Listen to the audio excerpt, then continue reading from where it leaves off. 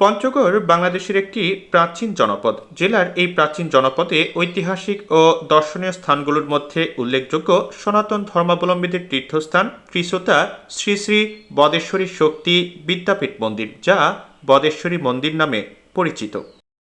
মন্দিরটির ইতিহাস ঐতিহ্য, মন্দিরের দরজার গায়ে টেরাকোটা ফুল এবং বিভিন্ন খোদাই করা নকশার কারুকাজগুলোতে চোখ আটকে যেতে পারে যে কারো।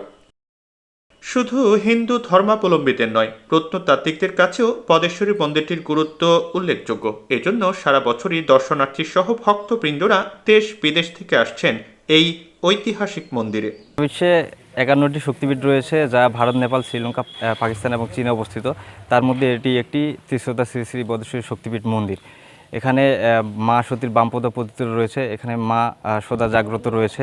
এটা এইখানকার বহুদিনকার পুরাতন মন্দির, বুঝছেন। এইখানে মানে লোকজন আসে, পূজা পানি দেয়, আমরাও আসি দেখতে, দূর দূরান্তর লোক আসে।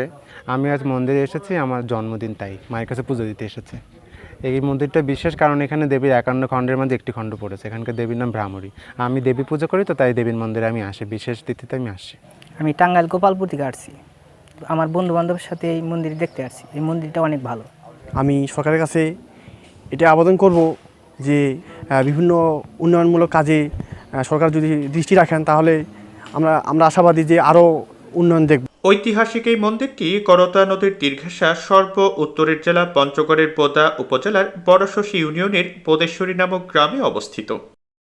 কথিত আছে প্রায় 400 বছরের পুরনো এই মন্দিরে রয়েছে রাজা দক্ষের কন্যা ও ভোলানাথ শিবের স্ত্রী সতীর বাম্পায়ের গোড়ালির অংশ। তাই সনাতন ধর্মসহ সকল ধর্মের মানুষের কাছে স্থানটি দর্শনীয় এবং পূজনীয়। সম্প্রতি সিএনআইকে দেওয়া সাক্ষাৎকারে বোদা উপজেলা নির্বাহী অফিসার মোহাম্মদ শাহরিয়ার নজির বলেন, বদেশ্বরী মন্দির একটি ঐতিহাসিক মন্দির। এই তীর্থস্থানে সারা বছরই দেশ বিদেশ থেকে দর্শনার্থীরা আসেন। পঞ্চগড় জেলার বোদা উপজেলাধীন বদেশ্বরী মন্দির একটি ঐতিহ্যবাহী মন্দির। প্রায় 400 বছরের পুরনো এই ধর্মীয় স্থাপনায় দেশ বিদেশ থেকে বছরে সারা বছর জুড়েই পর্যটকরা আসেন, ধর্মীয় তীর্থস্থান হিসেবে তাদের অনুসারীরা আসেন। তো আমরা উপজেলা প্রশাসন থেকে এটার ব্যবস্থাপনার জন্য যাবতীয় যে সকল কার্যক্রম এবং সহযোগিতা প্রয়োজন সেটা আমরা করে থাকি।